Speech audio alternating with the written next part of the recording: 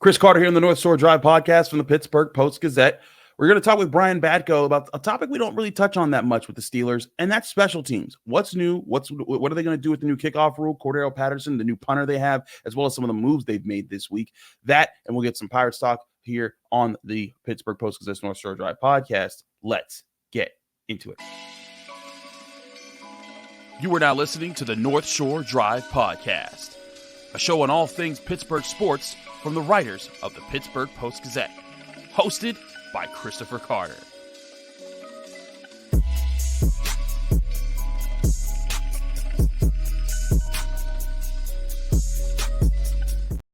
Hello and welcome to the North Shore Drive podcast from the Pittsburgh Post-Gazette. I'm your host, Chris Carter. He's Brian Batko, one of our great Steelers beat writers. And as always, you can find this show on your favorite podcasting apps and on YouTube. Like this video if you enjoy it. Subscribe to this channel to get all of the daily content that comes out from the Pittsburgh Post-Gazette, as well as the Monday, Wednesday, Friday episodes of the North Shore Drive podcast. And as always, this show is brought to you by the best bar in Pittsburgh, and that's Mike's Beer Bar. Whether you're going to Mike's Beer Bar just to enjoy the nice days out in summer on the North Shore, or you're going to enjoy one of their 500 different available beers. Remember, 300 of those beers are from the local Pittsburgh area, and 80 of those local beers are available on tap. There's a lot to like about Mike's Beer Bar. We'll get more into them later. Brian, we talk a lot about offense. We talk a lot about defense. But what about the special teams? That's something that we've been asked about a few times here. And I think we could dedicate an episode, or at least a segment, talking about the special teams unit here in Pittsburgh. And especially because with the new rule changes, there are going to be changes. And that's something we got to watch a little bit at practice, during OTAs and minicamp, was Danny Smith working on these new kickoff formations and the new challenges it's going to bring to both containing other teams on special teams and also creating for the guy that they signed in Cordarrelle Patterson. Yeah, I mean, it's been a big offseason for Steelers special teams, actually. This isn't like the previous years where they've simply run it back with Christian Kuntz, Chris Boswell, and Pressley Harvin III, beyond just the seismic change across the NFL that all 32 franchises will have to deal with in terms of these new kickoff experiments. They've also got, like you said, a new return man in Cordarrelle Patterson. And they've got a new punter in Cameron Johnston taking over for Harvin after a few up and down, inconsistent, and then in the end, overall, just not strong enough seasons from the former 7th-round draft pick. So, yeah, it probably is a good time to spend a little bit of a podcast on that third phase of the game. And I did think it was interesting to hear from Danny Smith last week during minicamp about, and I think, Danny's a straight shooter. He probably he tells you when he doesn't like something, and he seems to really like the fact that kickoffs have been altered by the league and in theory are going to be back in play a lot more, to use his words. You can't just call a fair catch, take it at the 25 and say, we never have to worry about making the right decision or blocking anybody or finding the right hole. Now with this setup zone and obviously the coverage team being about 25 yards in front of the kicker himself, and just condensing essentially the entire operation, it's going to put the onus back on special teams coordinators and return men and blockers to figure out the best way to navigate this, which they've done in some other leagues, notably the XFL and CFL, but with some different different wrinkles and tweaks added in at the NFL level now, the way they're doing it. Absolutely. I think that there's going to be a lot of things done. I also think this is a sign of how Danny Smith is crazy. Like Danny Smith, he's just unstoppable. You can't. This would have been the perfect time to pull the old Danny Glover and be like, I'm getting too old for this. Right. Exactly. Think about this. Dude's been coaching special teams for decades. He's in his 60s, right? Like he's 70 now. He's 70. Yes, this man is 70 years old. He's been a coach in some capacity since 76. That's insane. Like the Steelers of the 70s was still playing when he became a coach. And this is a guy now who you're telling, hey, there's a huge structural change coming to how the game has been played for the last 50 plus years. Yep. And you're going to have to figure it out. And he's like, bring it on, buddy. I thought for sure, I'm like, this is the year where Danny's going to be like, all right, you know what? I've had my fun. Nope. He's out there still chewing on his gum, still yelling at people. and still being like, hey, get on this. And I mean, he's still serious about it. Like I saw him challenging Ryan Watts during OT. It's like, hey, I need you to get here. I need you to get there. And I'm just like, man, it further impresses me and also kind of disturbs me sometimes. Like how intense is this guy at all times? Yeah. And I mean, hey, that energy is not something he lacks, but the strategy aspect, we're not really going to have a great feel for where the Steelers are on that until, and he said this himself. I mean, it's all well and good to watch film, talk about it in meetings with your special teamers, put it into action on the practice field, but it's not really going to be displayed until the preseason games. Then everybody will get a dry run a few times, a fourth for the Hall of Fame game teams. Mm-hmm. And then even after that, another jump up to the regular season, because you got to figure whether it's Danny Smith or other special teams coaches out there, they're probably going to not show everything they have in mind in the preseason. If they've got any tricks for these new special teams these new kickoff roles, might hold on to it, keep it up their sleeve until the regular season. And that's like a sort of a sneaky thing to week one, right? Like you got to think between all 32 special teams coordinators and a bunch of teams, not the Steelers, but a bunch of teams have assistant special teams coaches. I think Matt Baker maybe handles some of those roles for the Steelers. He was a new assistant brought on this offseason who's worked with Arthur Smith. He also helps the quarterbacks. So they do have another set of eyes on that. But between all the teams, you've got to think someone's going to try to reinvent the wheel week one and catch somebody off guard with this new kickoff. And I also think it's interesting that while Danny Smith was so gung-ho about it and said he loves this challenge, he thinks it's going to be great for the game because it makes their jobs more significant again than they had been, and it's going to be key for field position. Cordarrelle Patterson, the guy that's going to be on the receiving end of these kicks, unless barring something drastic, he's got a love-hate relationship with it. He basically said one day he enjoys it, the next day he hates it. So probably because Danny Smith and company are making it tough on him in practice, busting out all sorts of different kicks, sharp line drives, squibbers. And Patterson's, maybe he's the Danny Glover, like, I'm getting too old for this. Like, I've returned 9 kicks for touchdowns in my career. I'm one of the best to ever do it. What do I need this for? But, clearly that's why the Steelers signed him. And clearly he has no choice but to adjust. And if he can't, then they'll find somebody else who is able to do it.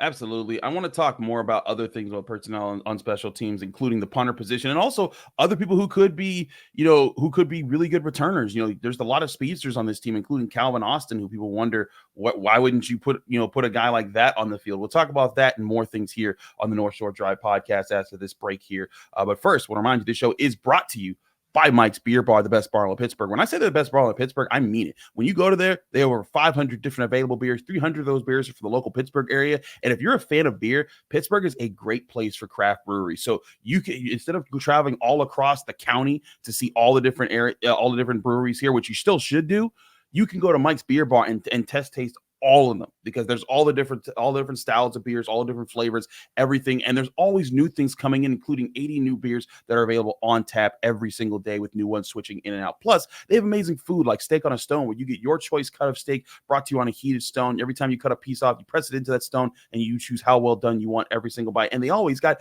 new menu options. I just had a fried crab wrap and it was amazing. Go to Mike's Beer Bar today. It's the best bar in Pittsburgh. When you get there, tell them Chris sent you.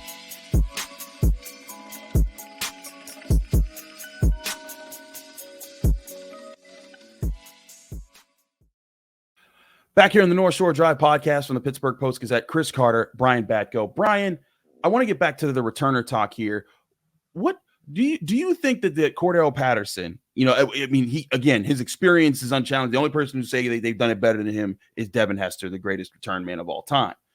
But is this creating a logjam for where the Steelers do have some speedsters on the team who could be good there, including Calvin Austin, who, by the way, we've also talked about having a good OTAs in minicamp for what he's been working on so far this year? Yeah, that's my only level of skepticism with bringing in Patterson for this job. Number one, he was pretty pedestrian last year, stats-wise. I'm not going to lie to you, Chris, and say I watched all of his returns with the Falcons in 2023, because you can't just pull those up on Twitter or YouTube. You got to sit down, put on the all 22 tape and rewatch a full game. So I have not found the time to do that just yet. But I think he only averaged like 21.7 yards a return. It was only 2 years ago that he did take one back to the house for Atlanta in 2022. So I'm not trying to write the guy's obituary as a return man or anything like that. But he is getting up there in age. He's 32 now. Generally accepted wisdom that you lose a step the older that you get. And guys like Calvin Austin with 4.3 type speed, that's partially what they were brought in to do as well. So maybe there will be some level of competition. It's interesting to me that Danny Smith said he has no idea who will be returning kicks for him, probably exaggerating on that and just doesn't want to show his cards. But when Mike Tomlin was asked about these new kickoff changes, his only response was, I'm just glad we have Cordarrelle Patterson. That's about all I can see right now. So he must think that that's one fewer thing he has to worry about, is having an experienced guy back there who's done it hundreds of times in his NFL career and college career. So, but yeah, I mean, if he, if he doesn't really have the juice anymore, or if, I also thought, and he admitted this himself, Patterson did, that he's not in the best of shape right now. So, what he was able to do in the spring, maybe there will be another level he finds next month in training camp. But I thought, he's listed at 6'2", 230, I think. He looked like a tight end when we saw him here. And he basically, I think he said he lets his body get fat and unhealthy. Yep. In the off season. You can watch that video on our YouTube page if you haven't seen it. And then he'll basically get in shape in time for training camp, and he'll continue to get to a 10 out of 10 throughout training camp. And that's not really difficult to do when you're sweating it out at St. Vincent College in Latrobe, and you're practicing and walkthroughs and, the grind of that. So maybe he will, but he's somebody who's done it at a high level for a long time, but you also kind of throw out some of that experience because it is going to change for everybody now with the way this looks with the new rules. Absolutely. I want to talk about the punting position now. Yep. Pressley Harvin was a guy who the Steelers gave every chance to figure things out, and he went through some hardships. He lost close members of his family in the middle of seasons. He was, struggling with things. But the Boo Birds, the fans certainly did not take it easy on him. They did not. But at the same time, when you average 42, 44, and 43 yards per punt over three years, he ended up averaging 43.7 in his time with the Steelers. That's not going to get it done, especially when you were a 7th-round draft pick as a punter, and when you're a draft pick. A lot of fans would say he got too many chances from the Steelers. And so they've moved on from him, and the Steelers went and got Cameron Johnston, who now comes to the Steelers, and he has a career record of being a solid veteran. He's not like a superstar, but throughout his career, he averages 47.3 yards per. Are there any superstar punters, Chris? In today's day and age, I was going to say back in the day, like Shane Leckler, Andy Lee was really big. Andy Lee, H2P. The H2P indeed. But yeah, so like there have been guys, but like I don't know about right now. I got to go back and look at kind of like, but that's the thing. That's why I think another reason why it was such disappointment with Pressley Harvin. Like, I watched that guy in college, and he looked like he could be one of those superstar punters. He just the way that he boomed the ball won the Ray Guy Award. But I think that one thing that Johnston brings here is he's going to bring consistency. Like, again, you look at Pressley Harvin's years, his best year in yards per punt was 44.44.5 yards. That is beneath the worst year that Cameron Johnston has ever had. And I think that's what the Steelers need here in the punting. It's not that this is going to by itself win them games, but these averages that are higher, you're going to see a higher level of consistency, less shanks, and that means less times where the defense is going to have its back up against the wall the way it did more than a few times with the Steelers and Pressley Harvin over the years. Yeah, I mentioned Danny Smith being a straight shooter in the first segment, and he did say when the topic of Johnston came up that he thinks you're going to see a big improvement in that area. So read between the lines, pretty much telling you this guy's an upgrade over Pressley. And, it's for Johnston. He was like a top 5 or 6 punter in most of the, significant metrics for that position last season with the Texans. That's why the Steelers are paying him right about that rate, $9 million over 3 years. Mike Tomlin at owners meetings in March called him the belle of the ball at his position in free agency. Yeah, that's the fun. Like, Mike Tomlin absolutely loves punting as well. Like, that guy is such a football junkie that not as much as Pat Narduzzi. Okay, maybe not as much as the other coach that you're around a lot, Chris, but I shouldn't say Tomlin loves punting. He loves coaching it and watching it at practice and challenging those guys just as he would a linebacker or a quarterback. So if you're ever at at training camp, you can't see it quite as much, but when you're in those more intimate Southside settings with us, you see how much he gets on the punters in special teams, period. So he's clearly dialed in to that, and that's why the Steelers did go out and get Johnston. What I thought was interesting, though, and I asked Johnston about this last week, the Steelers obviously practice 10, 15 minutes from where they play. So he hasn't had a chance yet to get down to Acrisure Stadium. And, I mean, he's punted there in the past in games when he was with other teams, but it is going to be a little different going from the friendly confines of NRG Stadium in Houston, a dome. His numbers have gotten better and better the last 3 years, but he went from punting in Philly, where the elements are going to be different, than punting in Houston half the games. And, even more than that, when you look at playing in the AFC South as opposed to the NFC East. So, that'll be an interesting adjustment for him as well. But Danny Smith said this guy is a pro's pro. He's got it.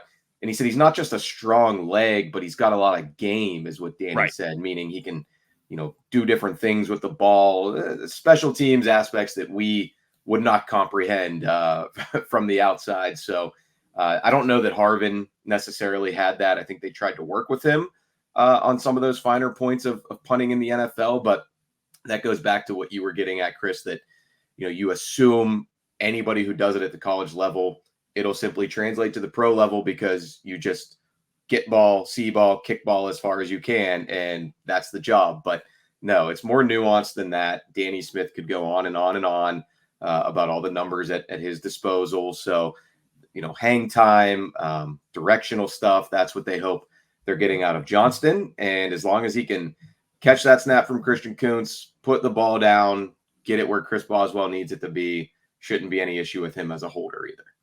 Moving on from special teams, I wanted to address some personnel moves with housekeeping. Some housekeeping here. The Steelers traded for Brandon Ayuk. Geez, well, look what you're trying to do to us. Look what you're trying to do to us. But let's talk about the two moves that were made. And the reason why we're not putting this at the top of the show, the practice squad guys, even though there was potential there. Denzel Mims, wide receiver, who they picked up, for the practice squad, he's been waived, as well as Trenton Thompson, who, if you all remember, did play a significant snaps last season when the Steelers were really hurting at safety. Also intercepted, made a key interception in the first Bengals game that helped flip the game around for the Steelers. Both have been waived here. Brian, what do these, if anything, tell you about what the Steelers are doing? And I think that, wide receiver is a position they're still trying to figure out. If he's being let go if Mims is being let go, while they're still trying to figure out this entire depth chart with a whole bunch of random guys that they've brought in. I think that's not a great sign for him. And Trenton Thompson, I thought that he would be one of the guys that they would keep around, considering how much experience he had with them last year. Yeah, I mean, starting with Mims, I thought he was one of those random guys who had a chance to maybe stick and make the team. But I think that wide receiver 4-5, you've got to be able to play some special teams, and I don't know that he's ever really had that in his arsenal at the NFL level. So maybe his time just kind of ran out. He was on the practice squad for most of last season. I thought he made plays at times in practice, last year and even this spring, but he was a kind of a bust, second round bust for the Jets in that 2020 draft, along with Chase Claypool and Brandon Ayuk were a couple of other, and Van Jefferson was also coming out of college that year. So the Steelers are leaving no stone unturned from the COVID draft, if you will. But yeah, that's it, I guess, for Denzel Mims and Trenton Thompson. Yeah, that one was kind of a head scratcher because there are some, less accomplished safeties on the roster, like Nate Maters and Jalen Elliott, who you'd think would have been the first on the chopping block. But maybe Thompson's another guy who wasn't really cutting it for them on special teams, or, this, like I tweeted too, could potentially be encouraging sign for Ryan Watts, the rookie 6th rounder out of Texas, who they're trying to teach the safety position. I just wrote about that on, I guess it was Tuesday, both him and undrafted free agent Beanie Bishop transitioning to some different roles. So yeah, maybe they think Watts, if they keep a 5th safety beyond the Minkah Fitzpatrick, Deshaun Elliott, DeMonte Casey, Miles Killebrew. If they want another one, because we know Killebrew really doesn't factor into the defense all that often beyond his special teams work, maybe Watts can be that guy, because in my initial roster projection, I think I had Trenton Thompson making the team. So look at that. I'm already wrong. But yeah, the Steelers creating some roster space for whatever reason doesn't necessarily mean they're about to swing a huge trade. They could. I'm not going to rule it out, but they also might just grab somebody off one of the UFL rosters now that season is over. They can also bring both of these guys back at some point. Or they could do that. Yeah. Or they just want a couple spots open right now in the offseason for whatever reason. Absolutely. There's a lot of different things we'll keep an eye on here at the Pittsburgh Post-Gazette. Brian, thanks so much for joining me here. We switch to talk about baseball in the next segment. But first, before we get into any of that, I want to remind you this show is also sponsored by our friends at Moon Township Honda, where you can go to 5802 University Boulevard in Moon Township, Pennsylvania, or visit their website, moonhonda.com. Here's a message from our friends at Moon Township Honda. To build the Honda CR-V Hybrid, we took everything you love about the CR-V and kicked it up a notch with greater power for a CR-V unlike any before. Adventure confidently with Honda, Car and Driver's most awarded brand in 10 Best history. The CR-V and CR-V Hybrid, part of the Honda line of rugged vehicles. Visit your local Honda dealer where new vehicles are arriving daily. Buy online or reserve from select Honda dealers.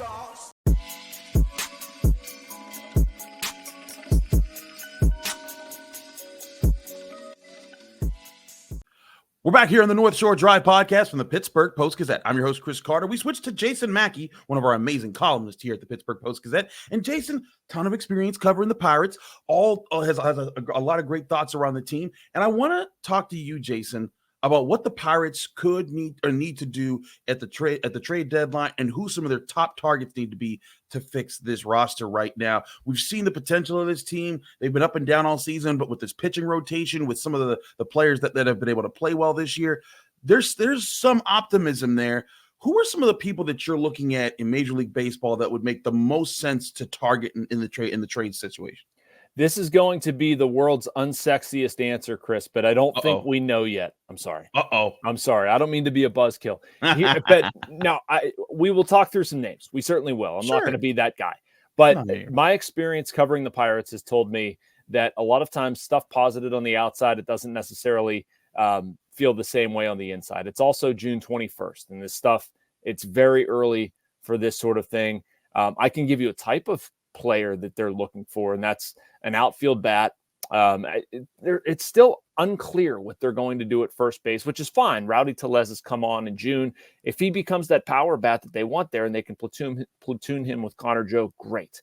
But they're at least a bat short. I think they're aware of it. And you want bullpen depth. And so teams right now who, are clearly out of it and might be selling off assets. I mean, I can look at the Oakland A's, TJ McFarland, Scott Alexander.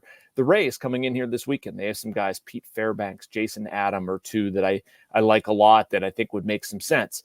Tanner Scott from the Miami Marlins. Again, just looking at teams that they're not going anywhere. They're probably going to trade things. And the Rays, I question whether they are. Ty Block from the Colorado Rockies is another reliever that I think would really help them. He's kind of a tweener guy. Anyway, that's a big, long sermon to say that I think we still just need a little bit more time.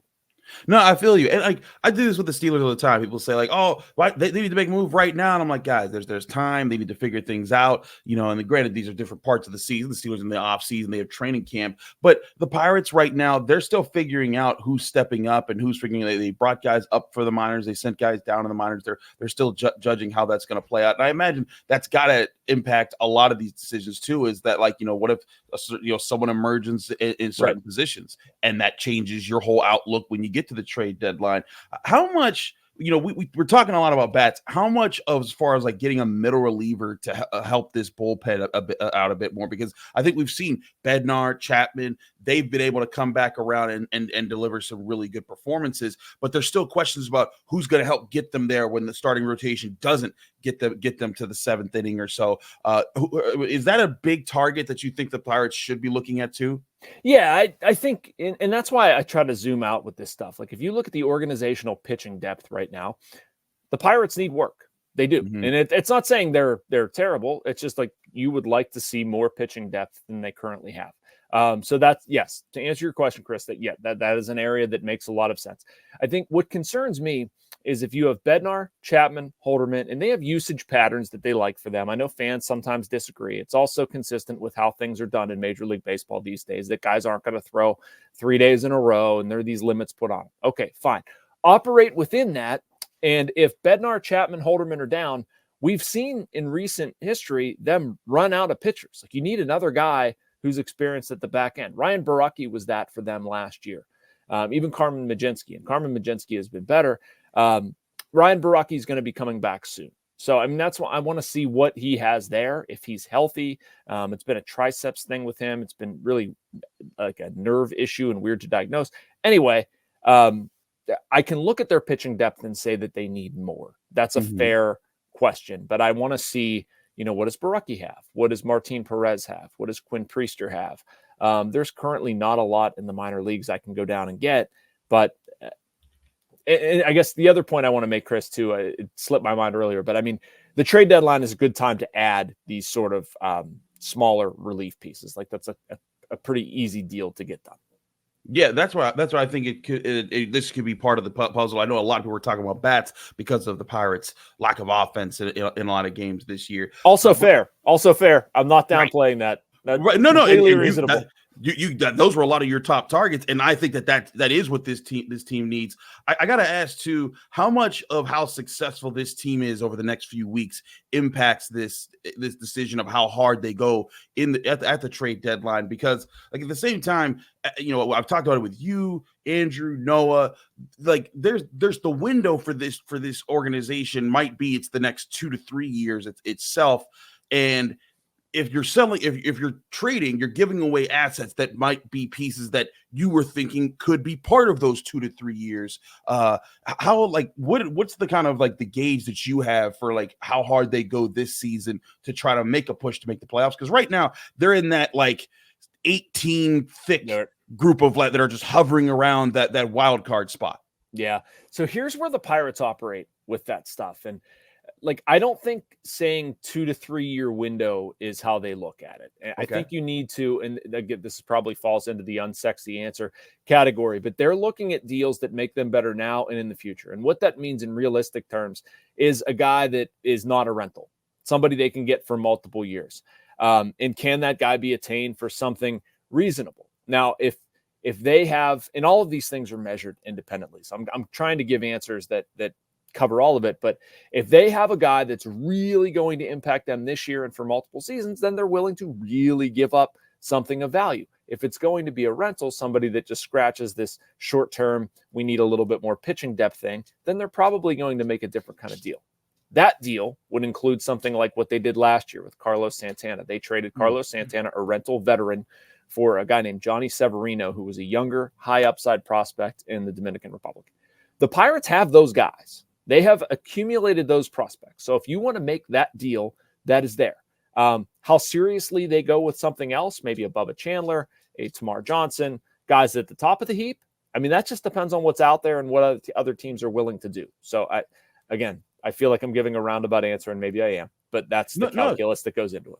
This is speculation at this point. We don't have any sources that are saying trades are about to happen right now or anything like that. But I want to give Pirates fans the perspective of how things are. And you went right. You segued right into my next question, which was, who are the prospects that you think are most likely to like if you were to name lighter prospects to give up on, or lighter players that they could send out for those smaller trades, maybe for like one of those middle relievers that wouldn't cost as much, or some of those more significant prospects that fans have been hearing about that they'd have to give up to get one of those serious bats that could help them right now and for the next few years. Yeah, I look at guys, Chris, who are, one, I tend to skew toward position players with stuff like this. I'm so hesitant to give up young pitching. I just think it's so important, especially for a team like the Pirates, where you're not going to purchase pitching on the open market. You need to grow it yourself. Position players who don't have a clear place or path forward. Liover Peguero is a guy who falls into that category for me. Pirates fans should know him well.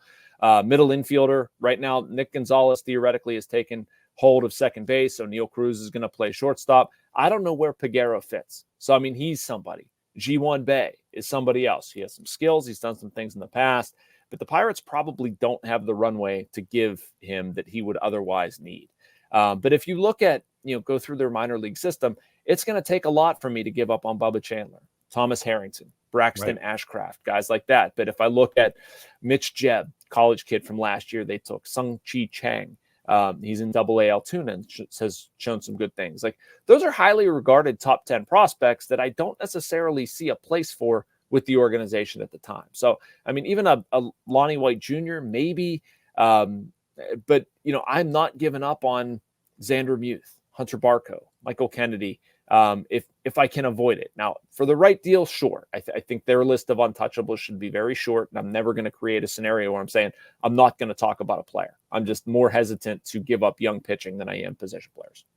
I hear you there. You can read all about all of this by our great team at the Pittsburgh Post-Gazette by going to post-gazette.com and subscribe to the Pittsburgh Post-Gazette to get the work of Jason, Noah, Andrew as they continue to cover the Pirates and their push to make the playoffs this season. Jason, thanks so much for joining us here on the North Shore Drive podcast. Thank you all for joining us here in the North Shore Drive podcast. Remember, you can watch this show or listen to the show on your favorite podcasting app or on YouTube. Like this show if you enjoy it. Subscribe to this channel to get all of our Monday, Wednesday, Friday episodes of the North Shore Drive podcast, as well as the daily content that comes out from all of our Pittsburgh sports writers, including Jason Mackey. We're back here Monday here on the North Shore Drive podcast.